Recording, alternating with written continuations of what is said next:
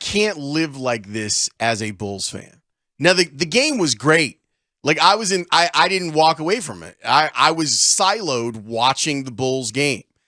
And I'm watching, like, man, the Bulls are playing great. And then you saw Donovan Mitchell, and I don't know what it was. And Stacey may have even mentioned the different look in Mitchell's eye coming into the third quarter. And then he was just in attack mode. Like, just was like... He realized it. That was a blood in the water. Oh, wait a second. Oh, none of you can stop me. Oh, okay. So my step back. Oh, now I've got you on the step back, and now you're leaning a little bit, and I'll get you that way. Oh, and now you think I'm over here now. He is just... That is what a lethal scorer looks like when he's starting to feel himself a little bit. And the efficiency, too. Like, whenever you get a game like this, like, you've probably got to be pretty efficient. But when you look at his line, 22 of 34, 7 of 15 from behind the arc, 20 of 25 from the line. He also somehow had 11 assists in the game. In a game where he scored 71 points, he also had 11 assists. Part of it is the Cavaliers, again, had 6 more threes than the Bulls did.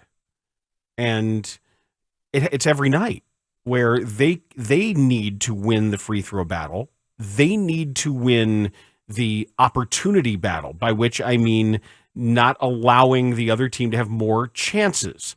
The Bulls have to have more chances because they shoot twos.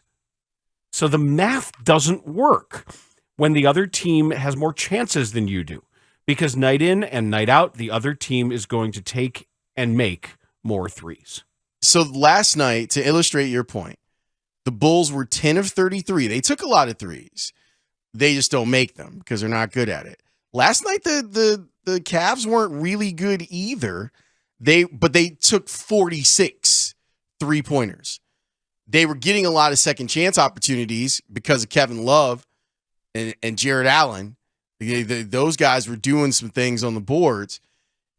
The way that you described the Bulls and their fatal flaw and how they seem to be just good enough to break your heart, not good enough to really do anything in any sort of playoff scenario. And it was feeling like, oh, well, now that they've had these meetings and everyone's punched each other in the face, now things are back on track. It helped. It's better. With the exception of that Houston loss, they're playing better. Right. But it still hasn't turned into significant movement in the standings and wins and losses overall. And there's nothing, like, this week is going to be, like, these next 2 weeks, I think, is going to be rough for them when you start to look at who the opponents are. And I'm not sure what you do. I mean, I know what I do, but it'll be interesting to see what Acme does. And if they decide to really just say, we tried this and we tried it as hard as we could.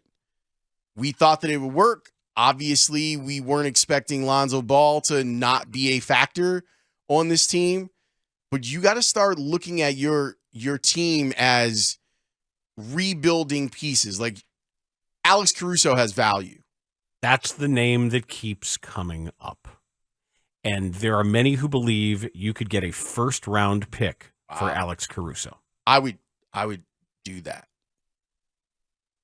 Well, that would have to be the part of a larger teardown then, if people will want to come knocking on the door for some other pieces here.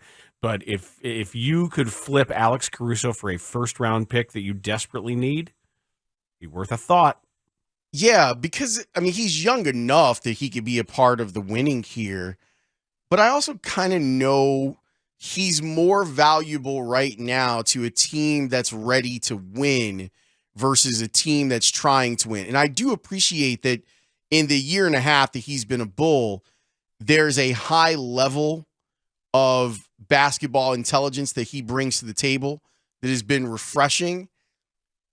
But he needs to be surrounded with other guys that are like him, or a superstar that can truly take advantage of his gifts as a tough on-the-ball defender, a guy that understands defensive positioning and help defense, a guy that always plays 100%, knows how to not do stupid stuff on the floor, shares the basketball, like all the stuff that you want. Can guard almost any position. Yeah. You wish he were a better scorer, but that's all right. He's not. But for a team that's trying to win, like Alex Caruso in Boston, for example, like that ends up being a big deal. Alex Caruso in New Orleans. Milwaukee. I don't know how that's going to play. Might have to have a conversation. I'm just saying, his history understood. There is not a single contending team that you can name that wouldn't find a way to benefit from him and have him, whether he's a third guard, a fourth guard, or however you want to use him. A team is like, yeah, you know what, our first round pick's going to suck anyway because we're good. So Dallas.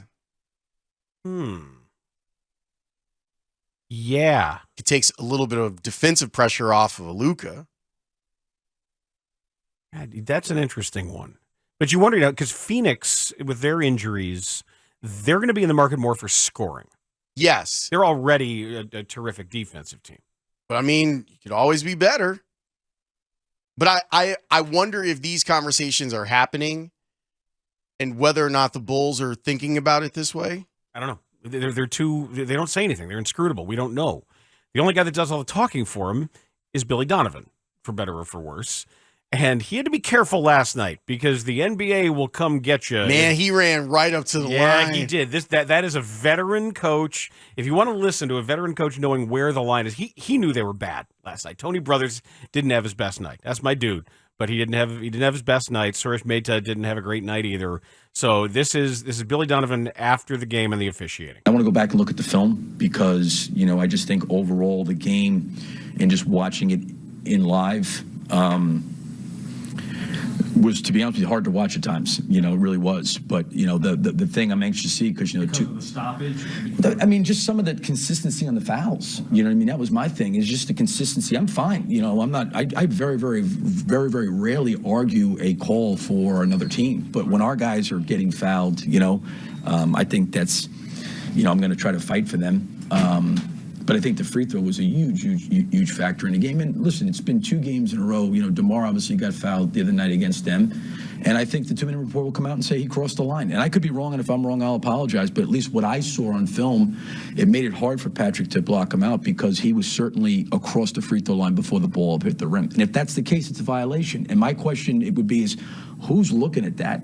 And again, if I'm wrong, then I'll apologize and say I was wrong. But if that's what the rule is, then clearly we're going to see that in the 2-minute report. At the same time, the 2-minute report. It doesn't do anything. No, it's like, right. We're sorry. We're sorry. But not sorry. But it could be 3 games in a row now. It could be at Washington. It could be the other game, and it could be this game. And that's unfortunate because I thought our guys battled and competed. And again, we have to control what we can control, Joe. Honestly, I'm not going to, we got to block out better. Regardless of the situation, we know they're going to miss. You know what? We got to go in there and get it done. A couple things. Apparently, Billy was listening to yesterday's show because I was Billy yesterday. Number 2, he's right. At the end of this, your guys have got to do their job. Patrick Williams has got to block out. You've got to make sure that the person that's on the heater, the person that's most likely to score the bucket, you can't let that person get the ball back. Whether he left early, and he did. He clearly left early. You got to get in there and be more physical than him. Well, you are. You're bigger. You're taller. You're way bigger. And you should just jump above him. It's one thing when Jared Allen gets that rebound over you, where you got a job to box him out and elbow him in the balls. But it's another thing if a guard gets by you. And yeah, he was both feet in full double stride into the lane before the ball hit the rim. It wasn't even close. He knew what he was doing. I am amazed at his ability to get where he wants, considering his size-speed ratio. Like, I wouldn't call Donovan Mitchell one of the better athletes in the NBA. His first step is crazy quick. It is. Crazy. But he's a guy that just seems to understand where the points can come from and how to manipulate you to move where he wants you to move so he can get the cleanest look at a shot. It sounds like when you watch enough Stacey King, you know what I mean, where he'll say something like, "That's a score. That's Yes. a score right there. Treat him like a scorer," and you know exactly what he means. DeMar is like that. 100%. And DeMar is a little funkier.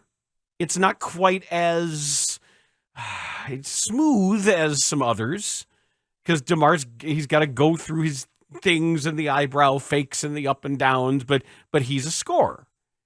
And it's jujitsu. It's using your momentum against you, using your commitment to make, no matter how you commit, you're made to be wrong. Right. You putting defender in conflict.